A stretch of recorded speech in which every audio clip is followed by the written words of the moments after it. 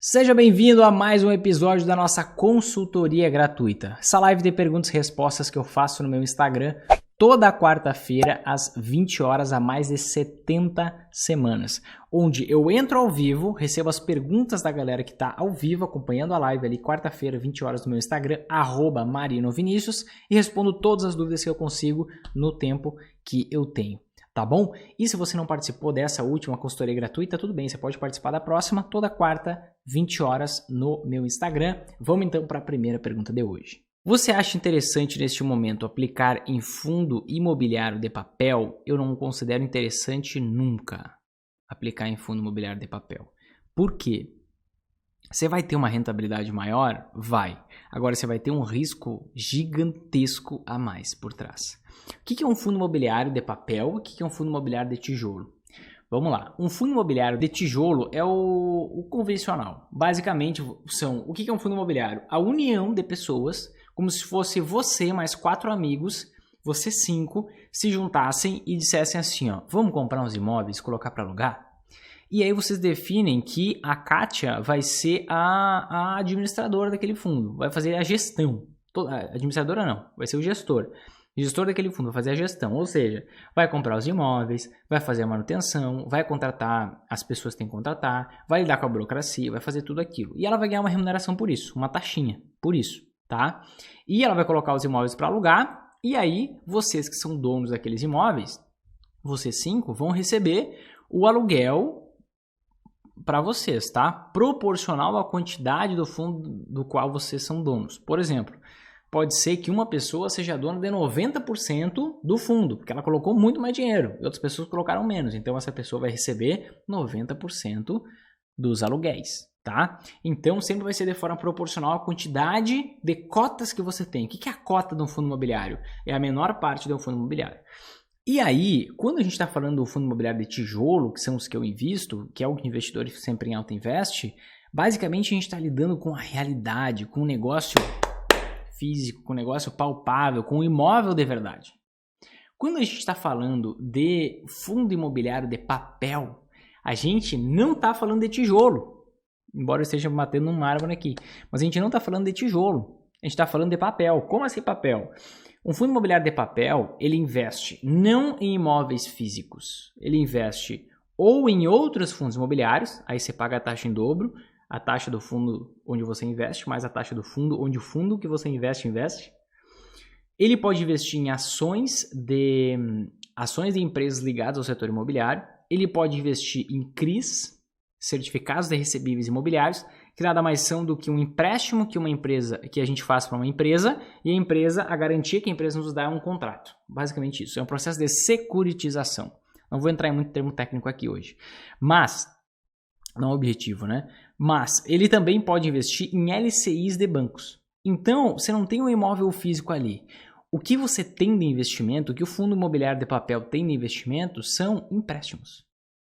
Em última instância, são empréstimos que ele faz para empresas, seja para bancos por meio da LCI, seja para empresas por meio dos CRIs, esse investimento de renda fixa, ou ele vai ter cotas de outro fundo imobiliário, aí você vai pagar a taxa em dobro, ou ele vai ter ações de empresas ligadas ao setor imobiliário. Ações de empresas que você não consegue nem analisar, você não consegue saber se aquela empresa dá lucro ou não, você não tem acesso àqueles dados.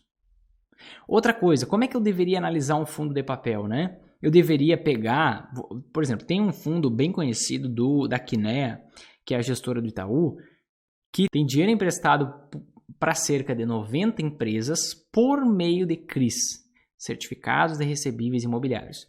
Qual seria o correto para eu tomar uma decisão de investimento decente e embasada? Seria eu pegar e analisar cada empresa para onde o fundo imobiliário empresta dinheiro. Só que essas empresas, elas não divulgam seus resultados. Qual empresa tem o dever de divulgar abertamente seus resultados? Empresas que têm ações na bolsa. Essas empresas, geralmente, a maioria, não tem ações na bolsa. Geralmente são empresas pequenas. Geralmente, elas são empresas com muito problema financeiro. Porque elas recorrem ao mercado financeiro e não às instituições financeiras para pegar empréstimo. Por que elas estão fazendo isso? Uma das possibilidades é que elas não conseguem mais pagar empréstimos nas instituições financeiras. Aí a gente, em busca de uma maior rentabilidade no fundo imobiliário, acaba emprestando dinheiro para a empresa quebrada. Lembra de uma coisa, quanto mais rende um investimento de renda fixa, por que está rendendo tanto? Você tem que parar para pensar profundamente. Você vai investir numa LCI que rende 200% CDI. Você vai investir num CRI, numa debênture que rende pra caramba. Quanto mais... Pensa, o que é um investimento de renda fixa? É um empréstimo. Sempre o investimento de renda fixa é um empréstimo. Imagine que você vai no banco pedir um empréstimo. Se você tem boas condições financeiras, o juro do empréstimo vai ser alto para você ou vai ser baixo? Vai ser mais baixo. Não vai ser baixo, né? Mas vai ser mais baixo. Quanto pior for a sua situação financeira, quanto pior for o seu nome na praça, se você já deixou de pagar alguma conta e tal, mais juros você vai ter que pagar. Como é que funciona com o investimento em renda fixa? Quanto pior está a situação financeira daquela empresa, para onde você está emprestando dinheiro, mais ela paga. Então, sabendo isso, quanto maior sua rentabilidade na renda fixa, pior. Maior é o seu risco de crédito. O que é o risco de crédito? É o risco de calote, é o risco da ruína, é o risco de você não ter de volta aquele dinheiro que você emprestou para alguém. Então, quando você vê uma super rentabilidade na renda fixa, você está olhando para coisa errada, meu Deus. Rentabilidade você busca na renda variável. Renda fixa, você tem que prezar por segurança. Ah, Vinícius, eu quero rentabilidade em tudo. Pô, você está perdido. Você precisa ter uma combinação de investimentos que te faça ter um resultado final bom, positivo, excelente, que case com aquilo que você quer. Agora, se você quiser buscar rentabilidade em tudo, você vai se arriscar demais. Não faz sentido você aumentar um pouquinho o retorno e a rentabilidade e aumentar muito o seu risco. Você precisa ter um retorno, um risco-retorno, uma relação risco-retorno boa. E eu não vejo isso nos fundos de papel em nenhum. Por isso que eu não invisto em nenhum fundo de papel. Absolutamente nenhum. Mesmo que renda mais que os fundos de tijolo. Por quê? O rendimento adicional não compensa o risco adicional. Quero ter mais rentabilidade. Poxa, vou investir mais em small caps. Vou mudar minha relação entre ações e anti-ações. Vou investir em ações de setores diferentes. Vou investir em fundos de tijolo de setores diferentes. Vou mudar os títulos públicos onde eu invisto. Vou mudar o meu percentual. Enfim, você tem várias coisas que você pode fazer para aumentar a rentabilidade. Trocar fundo de tijolo por fundo de papel, na minha visão, é uma coisa que não compensa. Você vai ter um rendimento adicional? Provavelmente vai. Agora você vai ter um risco adicional que não compensa esse retorno, esse rendimento adicional. Próxima pergunta de hoje. Como é feito o pagamento de rendimento dos fundos imobiliários? Vamos lá. O pagamento de rendimento dos fundos imobiliários funciona assim, tá? Por lei, todo fundo imobiliário deve distribuir semestralmente pelo menos 95% de toda a renda que ele ganha com aluguéis, tá? Toda a renda que ele ganha com aluguéis. Então, por exemplo, digamos que um fundo imobiliário durante um semestre, ele recebeu R$1 milhão, só um exemplo, tá? R$1 milhão vindo de aluguéis dos seus imóveis. Quanto que ele vai ter que distribuir de forma obrigatória para os cotistas, para os donos de cotas do fundo imobiliário? Pelo menos R$950 mil. A obrigatoriedade dele é essa, pelo menos 95% semestralmente. Agora, a maioria dos fundos imobiliários distribui mensalmente, por decisão própria, decisão individual, tá? Então, o que a gente vê? Mensalmente, por volta do dia 15, a maioria dos fundos imobiliários é por volta do dia 15 de cada mês, alguns é 10º dia útil, enfim, tem no próprio regulamento de cada fundo tem a data certinha específica. Mas eles distribuem mensalmente pelo menos 95% que eles recebem de aluguel, tá? Desse aluguel é descontada a taxa de administração, que é uma taxinha que a gente paga para investir nos fundos imobiliários. E aí já é descontado, já cai esse dinheiro líquido de taxa de administração e líquido de imposto de renda. Pode ter a reforma tributária, pode passar, sinceramente eu não creio que vai acontecer, muitas vezes já tentaram taxar, cobrar imposto de renda sobre os fundos imobiliários, mas não passou por quê? Pelo caso dos fundos de papel. O que acontece? Imagina se você taxa fundos imobiliários. Agora vai ter pagamento de imposto de renda sobre o rendimento dos fundos imobiliários. Só que você não vai taxar o CRI. aquele certificado de recebíveis imobiliários. Você não vai taxar LCI, ou seja, aquele investimento que você faz para o banco, aquele empréstimo, investimento do banco, produto bancário, que nada mais é que um empréstimo que você faz para um banco. Aí você não vai cobrar taxa de investimentos imobiliários, que são LCI e CRI. E você vai cobrar taxa dos fundos imobiliários. Você vai gerar uma quebra no mercado imobiliário. Então, por isso que nunca aconteceu. Ou taxa tudo do mercado imobiliário, ou não taxa nada. Por isso que sempre fica esse negócio, vai taxar, não vai taxar. Então, ou taxa tudo ou não taxa nada. O setor imobiliário é um setor sensível para a economia brasileira, até para o nosso PIB. Então, muitas vezes não se quer mexer nesse negócio aí. Mas, enfim, hoje é isento de imposto de renda, pode ser que futuramente seja cobrado, isso é um processo natural, aumento do imposto, né? Uma das poucas certezas na vida que a gente tem é uma que a gente vai morrer, outra que a gente vai pagar imposto e outra que provavelmente os impostos vão aumentar, infelizmente. Mas é a realidade. Então, esse rendimento, ele cai automaticamente na conta na corretora. Você tem uma conta na corretora, naquela corretora lá, por meio dela você investe nos fundos imobiliários e aí, quando chegar a data de distribuição específica daquele fundo imobiliário, você vai receber na sua conta na corretora o valor do rendimento a que você tem direito. E aí você pode pegar esse valor e fazer o que quiser, pode resgatar, pode reinvestir, o que é mais interessante, não necessariamente no mesmo fundo imobiliário, pode investir no outro, pode investir em outro investimento, mas basicamente essa é a dinâmica, tá?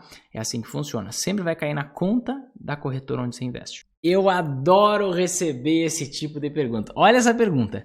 Os critérios que você usa para escolher uma boa ação são só aqueles do curso? Se você está fazendo essa pergunta, pelo seu nome aqui eu não consigo identificar, pelo nome do usuário do Instagram, eu não consigo identificar o seu nome. Mas você com certeza é um investidor sempre em alta. Olha só, é só isso. A gente muitas vezes acha que o negócio é complexo. Só que o negócio é simples. Se tá difícil demais, se tá complexo demais, tá errado. Foca nisso. Se o negócio tá difícil demais, tá complexo demais, tá errado. Significa resistência. Por exemplo, disciplina é algo que tá certo ou que tá errado? Tá errado. Como assim, Vinícius, disciplina tá errado? A disciplina é o ato de você... Só tem disciplina aquelas pessoas... Tem que ter disciplina aquelas pessoas que não fazem o que elas têm que fazer. Quem faz o que tem que fazer não precisa... Eu preciso ter disciplina. Não, ela já faz o que ela tem que fazer. É resistência, entende? Quando eu tenho um monte de coisa para analisar, um monte de frufru que não vai me resultar, não vai me gerar resultado no final das contas... Aquilo se torna complexo. E o ser humano, isso é um sabotador gigantesco. O ser humano, ele nasceu, cresceu, ouvindo, aprendendo, escutando que você tem que se esforçar, que você tem que dar duro, que você só consegue coisas na vida se você se esforça, se você sua, se você dá duro. E tudo tem que ser difícil. Nada pode ser fácil na vida. A vida tem que ser, você tem que estar acorrentado, sendo arrastado. Basicamente é isso, é a supervalorização do esforço, do trabalho duro. Quando na verdade, o meu pai me fala uma frase desde que eu nasci, eu acho. Não tenho lembrança exatamente de quando foi a primeira vez. Mas ele sempre dizia assim, ó, meu filho, você não tem que trabalhar com os braços, você tem que trabalhar com a cabeça. Ao invés de trabalhar demais, você tem que trabalhar de forma inteligente. Em tudo que você for fazer na vida. Ao estudar, ao se divertir, ao trabalhar efetivamente. Então, basicamente, existe um oceano de informações para você acompanhar sobre investimentos. Só que desse oceano, existem poucas importantes. Pensa agora numa árvore. Uma árvore, digamos que aqui é o caule da árvore, tá? Desse caule surgem, por exemplo, 8 galhos. Desses 8 galhos, surgem mais 8 em cada um. Desses 64 agora que surgem mais 8. Você tem a opção de ir lá na ponta do gravetinho e começar a analisar as ações. E aí você vai pegar 64 vezes 8, meu Deus, quanto é que dá isso? Eu não vou arriscar fazer isso de cabeça. 64 vezes 8. Você pode analisar 512 informações diferentes. Ou você pode filtrar e ir para a segunda camada de galhos. E você analisar aqui 64 informações, 64 indicadores diferentes.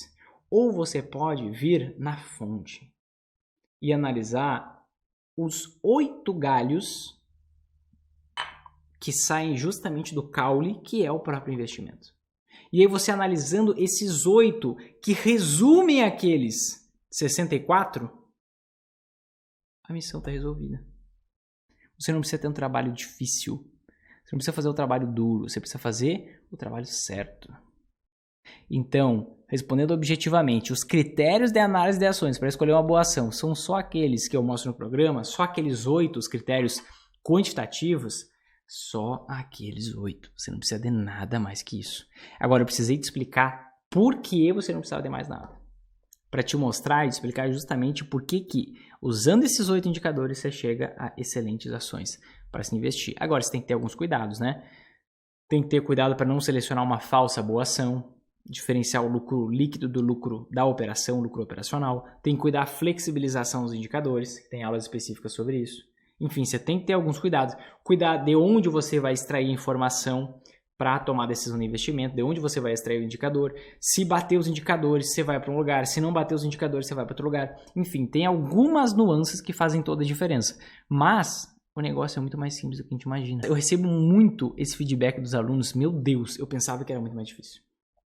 Por isso que tanta gente diz, Vinícius, eu achava que eu não ia conseguir. Porque a gente constrói um monstro. É que nem quando você fala para uma criança que existe um bicho-papão, que existe o velho do saco. Meu Deus, gente, eu morria de medo desse velho do saco. Para mim, o velho do saco, ele era o monstro do Lago Ness, alguma coisa assim. Só que, poxa, o velho do saco nem existe, mas talvez ele seria um velhinho fraquinho que não ia fazer nada comigo que era criança. Entende? A gente constrói uma imagem que é tão difícil, que é tão complexo, que é tão complicado, que quando a gente vê que é muito mais simples, a gente tem duas sensações. A primeira sensação é, isso não está certo. Isso está errado. Tem que ter alguma coisa a mais. Não pode que eu sofri tanto, não pode ser tão simples esse negócio que eu achava totalmente complexo. Um bicho de 7 cabeças. Não pode ser tão simples assim. Outra coisa que acontece depois que você resolve e consegue montar sua Magar, você fica num tédio.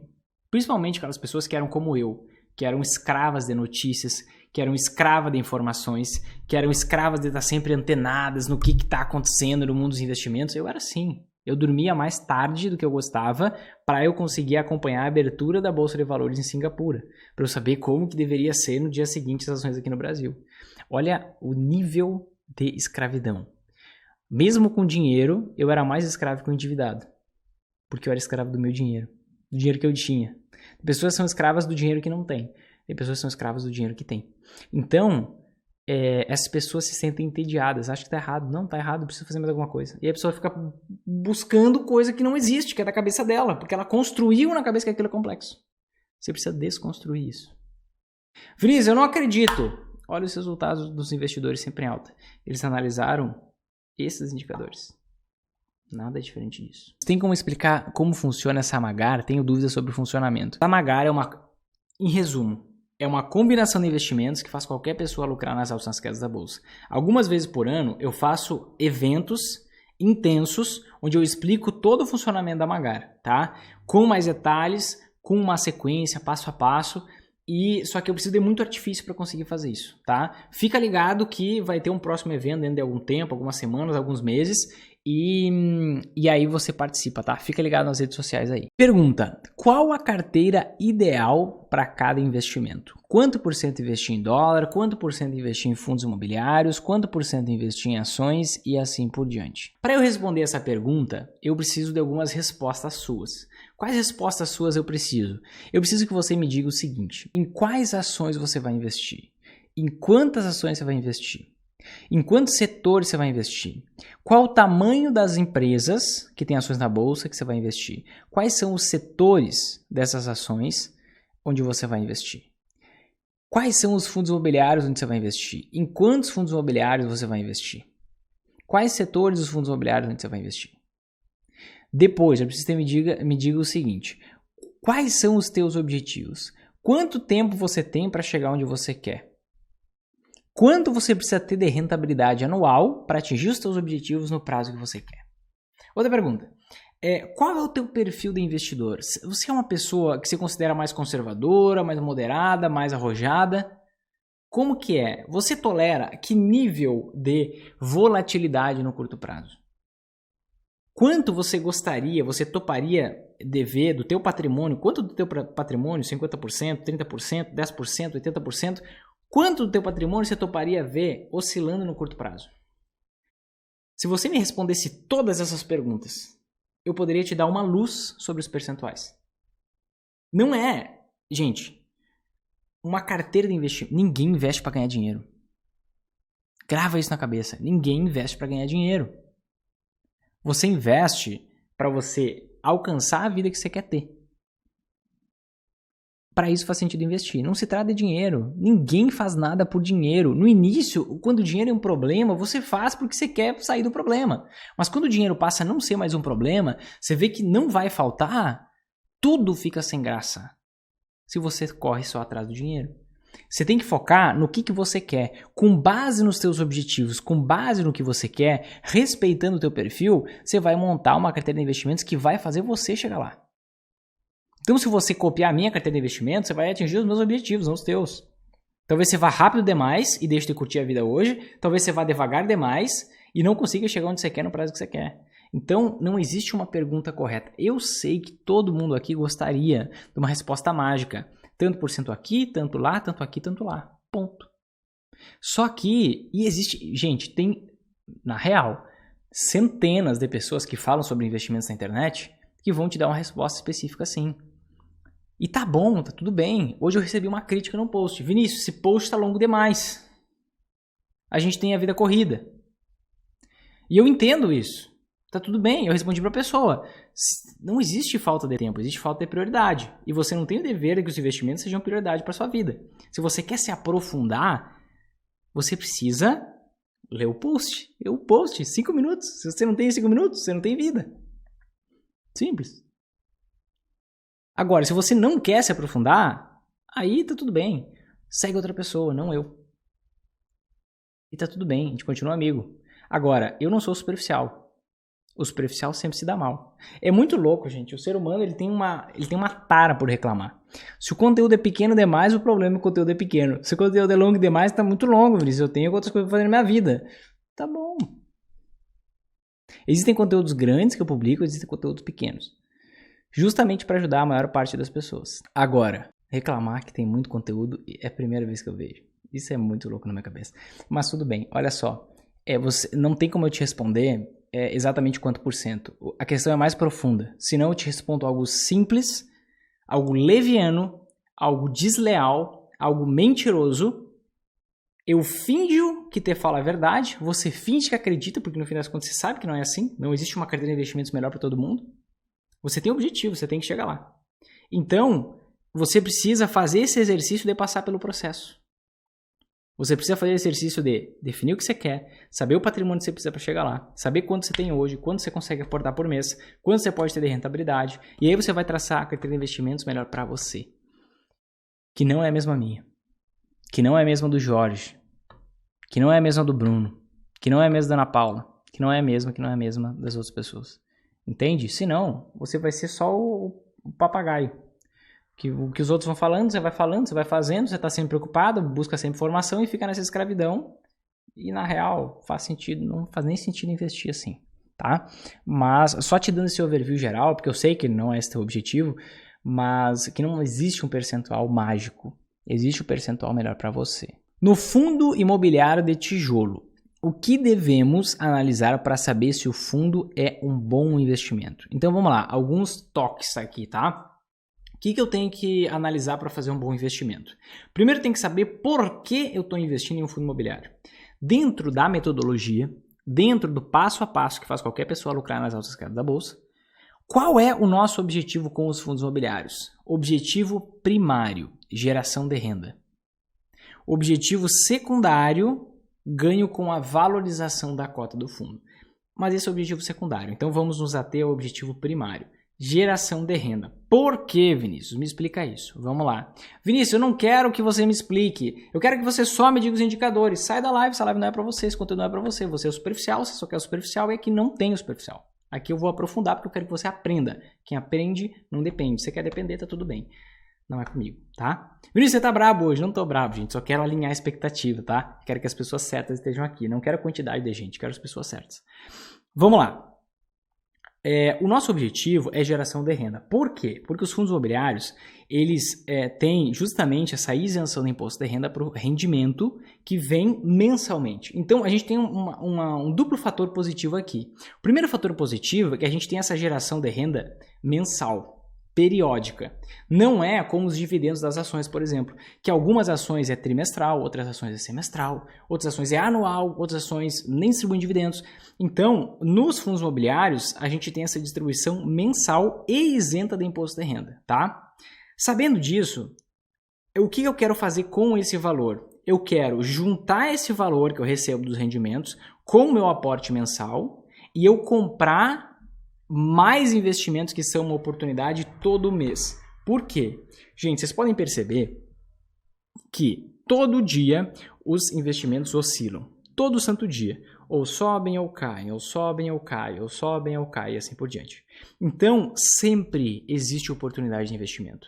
Sempre, em todos os períodos de tempo, existe oportunidade de investimento. Ou no investimento ou em outro, mas sempre existe. Então eu justamente quero ter um fluxo de renda mensal que me garanta que eu consiga aportar mais dinheiro para aproveitar essas oportunidades momentâneas que aparecem todo mês. Então se você é uma pessoa que faz aportes mensais todo mês, religiosamente, fielmente, você vai lá, pega uma parte da sua renda, pega uma parte do seu salário, pega uma parte do seu prolabore e você investe. Você pode juntar esse rendimento que você tem, que talvez seja pequeno no início, depois ele vai aumentando, juntar com o seu aporte e conseguir comprar muito mais daquele investimento que é uma oportunidade naquele momento. Qual que vai ser o investimento que é uma oportunidade? Aquele investimento que mais se desvalorizou e que tem valor porque você sabe analisar. Aquele que mais se desvalorizou nos últimos tempos, tá? Agora, se você não faz aporte mensal, você tem essa oportunidade de ter esse rendimento do fundo imobiliário pegando na conta, justamente para você poder aproveitar essas oportunidades que aparecem todo mês, que ora é um investimento, ora é outro investimento. Então o nosso foco está justamente na geração de renda, tá? Esse é o nosso maior objetivo ao investir em fundos imobiliários. Beleza. Sabendo disso, eu preciso me ater ao volume de rendimento que esse fundo imobiliário paga.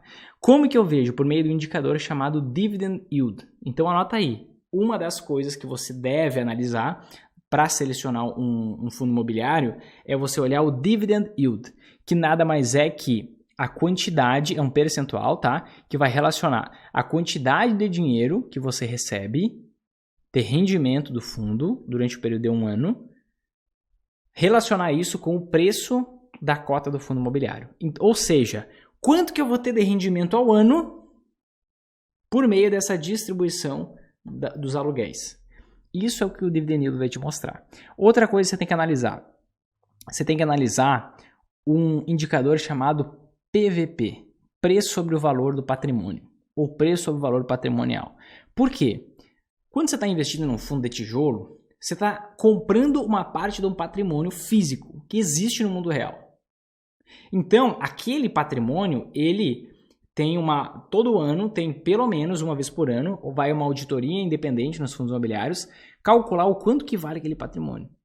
E aí é feita esse cálculo e chega-se a um valor de que o patrimônio do fundo, ou seja, os imóveis do fundo, valem tantos reais. Então você tem que certificar quanto que você está pagando em relação ao quanto vale aquele patrimônio. Se você pagar 2 vezes o quanto vale aquele patrimônio, pô, você está pagando um valor alto, né?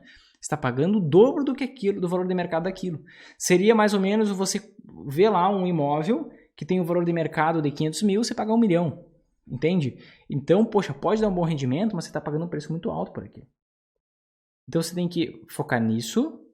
Você tem que focar no Dividend Yield, no PVP. Você tem que focar também no setor, tá? Porque existem setores péssimos. Existem setores ótimos. Vou dar uma palhinha sobre um setor péssimo e um setor ótimo.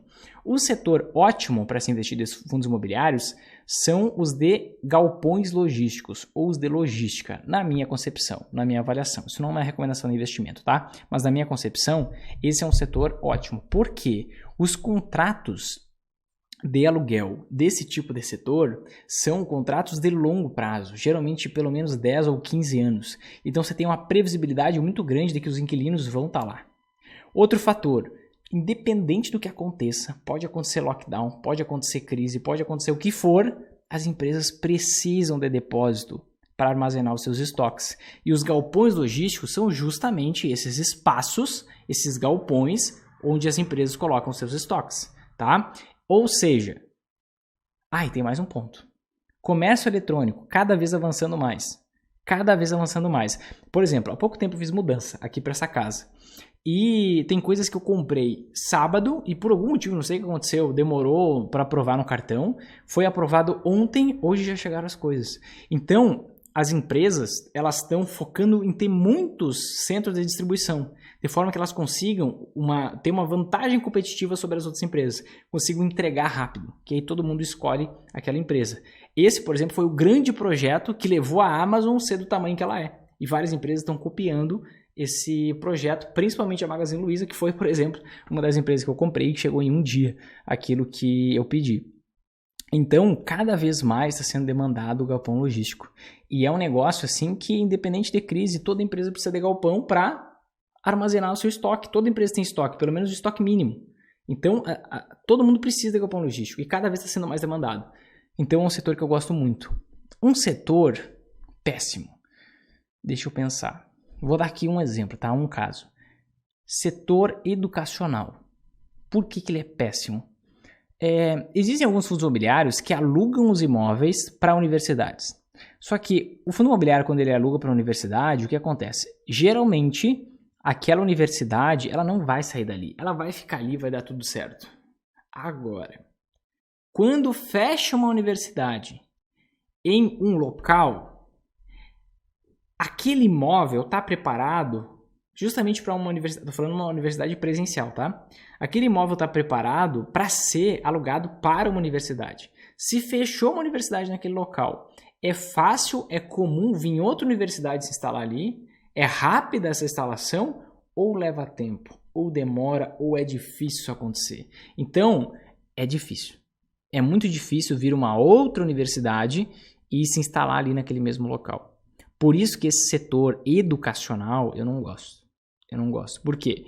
Eu tenho uma alta previsibilidade se tudo der certo, mas se tudo der errado, zerou o negócio. É muito raro alguém ir colocar uma outra universidade no mesmo lugar onde uma acabou de fechar. Então esse é um setor que eu não gosto, tá? Dividend yield, preço sobre valor do patrimônio, setor. Outra coisa que você tem que analisar, a gestão, se é uma gestão ativa ou uma gestão passiva. Outra coisa, qual o objetivo, qual o mandato do fundo? O que é o mandato? É o objetivo do fundo. Os fundos que a gente investe, que o investidor sempre alto investe, são aqueles fundos com mandato de renda. O que é isso? O objetivo do fundo é gerar renda por meio dos aluguéis mensais. Agora, tem alguns fundos que o objetivo não é gerar renda. Tem alguns fundos que o objetivo é o quê? Desenvolvimento. Ou seja, existe a construção do imóvel e existe a posterior venda do imóvel. Existem vários outros mandatos também, então tem que cuidar o mandato. Outra coisa que tem que cuidar, o nível de vacância do fundo imobiliário. O que é o nível de vacância do fundo imobiliário? Quanto da área total dos imóveis do fundo imobiliário está vago e quanto está alugado. Porque se ele tiver muito vago, provavelmente o rendimento vai ser mais baixo. Então você tem que cuidar dessa vacância, o quanto que está vago e o quanto que está alugado, para você ver justamente qual é o rendimento que você tem, quanto que você ainda pode ter de rendimento se uma parte maior do imóvel for alugada, você consegue ter uma clareza total do teu potencial de rendimento, né? O dividend yield, esse primeiro indicador que eu falei, ele vai te mostrar o quanto você recebe de rendimento com base nos aluguéis que estão vigentes. Agora, a vacância, você saber a vacância, você vai saber o quê? Será que existe um potencial a mais desse fundo imobiliário distribuir mais rendimento? E aí você pode ver até quanto pode chegar, você tem que ver esse cenário. Isso está ligado ao risco, tá? Você tem que ver, outra coisa também, em termos de risco, como que está a diversificação desse fundo imobiliário. Essa sacada é muito importante. Você precisa investir em fundos imobiliários diversificados em números de ativos, imóveis e inquilinos. Torre Almirante. Fundo imobiliário com o código ALMI11. Maravilhoso. Distribuição de rendimento lá em cima. 2017. Único inquilino. Um imóvel, um inquilino. O inquilino rescindiu o contrato até hoje. Até hoje, ninguém aluga o Torre Almirante. Por que ninguém aluga o Torre Almirante? Sabe-se lá por quê. Agora, faz 4 anos que aquele fundo imobiliário não recebe dinheiro. Faz 4 anos que os cotistas do fundo imobiliário não recebem um tostão porque não tem nada alugado lá. Faz 4 anos que aconteceu uma queda de 50% em curto espaço de tempo no preço daquele fundo imobiliário. Por quê? Ele tinha um risco muito alto sobre essa ótica. Um só imóvel e um só inquilino. O ideal é você investir em fundos imobiliários que tenham vários inquilinos e vários imóveis, porque assim você diminui seu risco. Se uma pessoa sair, se uma empresa, não uma pessoa, né? Mas se uma empresa sair e rescindir o contrato, você perde um pouquinho do aluguel que você recebe, não todo o aluguel. Então você diversificar, quanto mais ativos, mais imóveis, mais empresas, mais inquilinos tiver o fundo imobiliário, melhor. Então o que eu falei aqui? Eu falei dividend yield, eu falei PVP, liquidez, você tem que cuidar da liquidez também. A liquidez nada mais é do que a quantidade de negociações que existe naquele fundo imobiliário no dia. Por dia em que tem negociação na bolsa. Por que você tem que ver isso? Se você escolher um fundo imobiliário com baixa liquidez, com pouca gente comprando e vendendo, vai acontecer poxa, alguém quer vender uma cota do fundo imobiliário por R$100, você quer comprar, aí outra pessoa quer comprar por 75. E aí, poxa, uma distância muito grande entre o preço de compra e venda. Talvez para você comprar, você vai ter que comprar 100. E talvez daqui a um tempo você queira vender e você vai ter que vender lá para o preço que está lá embaixo, talvez até menos do que 100. Então, o ideal é que o preço esteja próximo de quem está querendo comprar e quem está querendo vender. Quanto mais gente investindo, mais próximo vai estar esse preço. Então, vai ser a liquidez diária, vai ser o dividend yield, vai ser o PVP, vai ser a gestão, vai ser o mandato, vai ser a vacância. Aí tem um detalhe aqui, tá? Vacância física, vacância financeira. Quantidade de ativos e quantidade de inquilinos, tá? Mais ou menos isso que você vai precisar para selecionar um bom fundo imobiliário. Vinícius, esse negócio é muito complicado. Gente, eu estou sem artifício visual, eu estou sem mostrar a tela do computador aqui, então eu não consigo tornar isso mais simples, mas é super simples. Quando você tem clareza dos indicadores que você tem que seguir, quando você tem clareza dos parafusos que você tem que apertar, quando você sabe qual é o 80-20 do negócio, aquilo que dá a maior parte do resultado, quais são os 8 galhos que saem do caule, fechou. Você sabe analisar um excelente investimento, tá? Mas de uma forma geral, da forma que eu consigo explicar aqui agora, esses são os indicadores que a gente precisa olhar, analisar para selecionar um bom fundo imobiliário. Certo, gente? Se você curtiu esse vídeo, se você aprendeu coisas novas aqui, se isso aqui te ajudou de verdade, faz o seguinte, ó, aqui embaixo tem um botão de curtir, coraçãozinho, clica no like, gostei, alguma coisa assim vai ter aqui embaixo. Clica nesse botão porque assim você me ajuda a ajudar mais pessoas. Naturalmente a rede social vai entregar para mais pessoas esse vídeo, a gente vai conseguir ajudar mais gente. E você mesmo também pode fazer isso. Pega aqui, compartilha com seus amigos, manda nos grupos de WhatsApp, só não deixa essa mensagem morrer aqui, tá bom? Se você ainda não me segue no Instagram, @marinovinicius, @marinovinicius, porque toda quarta, 20 horas, a gente tem mais uma consultoria gratuita. Combinado? Te vejo no nosso próximo vídeo, um forte abraço e até mais.